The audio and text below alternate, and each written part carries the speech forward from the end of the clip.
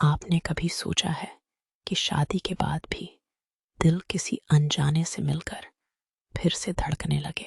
मेरा नाम सुष्मिता है और ये वो कहानी है जब मेरे पति विदेश चले गए, घर में सन्नाटा छा गया और लाइब्रेरी की उन बारिश वाली शामों में एक अनजान व्यक्ति की मुस्कान ने मेरी तन्हाई को छू लिया।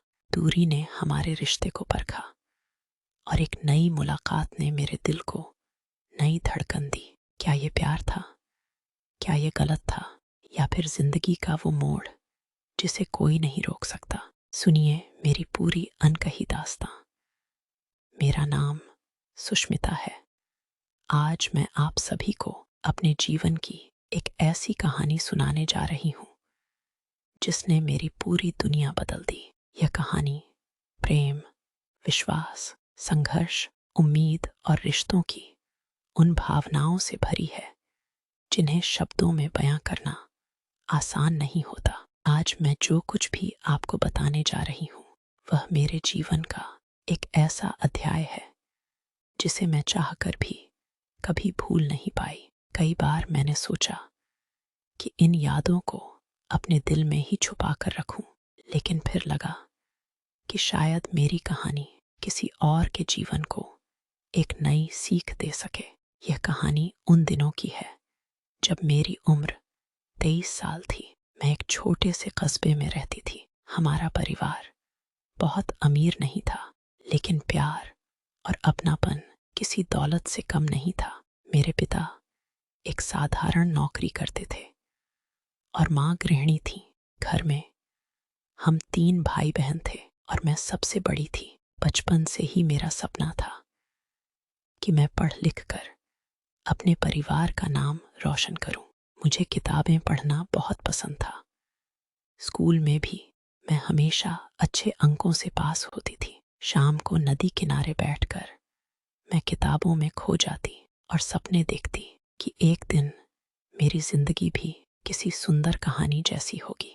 लेकिन जिंदगी हमेशा हमारे सपनों के हिसाब से नहीं चलती। जब मैं कॉलेज के अंतिम वर्ष में थी तभी मेरे लिए रिश्ते आने शुरू हो गए। माँ अक्सर कहती थी, बेटी, पढ़ाई अपनी जगह है, लेकिन एक दिन घर परिवार भी संभालना होता है। मैं मुस्कुरा देती थी। उस समय मुझे शादी के बारे में ज्यादा सोचने की आदत नहीं थी, लेकिन शायद किस्मत मेरे लिए कुछ और ही लिख चुकी थी। एक दिन माँ ने कहा, सुष्मिता, कल कुछ लोग तुम्हें देखने आने वाले हैं। मेरे हाथ में पकड़ी किताब जैसे अचानक भारी हो गई। मैंने धीरे से पूछा, इतनी जल्दी क्यों? माँ ने मेरे सिर पर हाथ फेरते हुए कहा, हर चीज का एक समय होता है बेटा। अगले दिन घर में हलचल थी। रिश्तेदार आ रहे थे। माँ रसोई में व्यस्त थी। मैं अपने कमरे में बैठी हुई थी और बार बार खिड़की से बाहर झांक रही थी। कुछ देर बाद वे लोग आ गए। उनके साथ एक युवक भी था। उसका नाम आदित्य था। वह शांत स्वभाव का, सलीकेदार और बेहद विनम्र लग रहा था। उसने पहली बार जब मेरी तरफ देखा तो उसके चेहरे पर एक सहज मुस्कान थी जो मेरे दिल को छू गई। उसकी आंखों में एक गर्मजोशी थी जो मुझे सहज महसूस करा रही थी। कुछ देर बाद परिवार वालों ने हमें अलग बैठकर बात करने का मौका दिया। मेरे लिए यह सब नया था। मैं थोड़ी घबराई हुई थी, लेकिन आदित्य बहुत सामान्य तरीके से बात कर रहे थे। उन्होंने मुझसे मेरी पढ़ाई, मेरे सपनों और मेरी पसंद के बारे में पूछा। बातों बातों में उन्होंने मेरी एक छोटी सी आदत पर भी ध्यान दिया कि मैं जब घबराती हूँ तो अपनी चूड़ियों से खेलने लगती हूँ। उसकी इस सूक्ष्म नज़र ने मुझे प्रभावित किया। सबसे खास बात यह थी कि उन्होंने एक बार भी मुझे यह महसूस नहीं होने दिया कि वे मुझे परख रहे हैं। बातों बातों में समय कैसे निकल गया पता ही नहीं चला। जब वे लोग चले गए तो मैं देर तक उसी मुलाकात के बारे में सोचती रही। आदित्य की वो मुस्कान बार बार याद आ रही थी।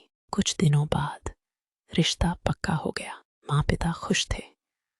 और सच कहूं तो मेरे मन में भी कोई विरोध नहीं था। आदित्य एक अच्छे इंसान लगते थे।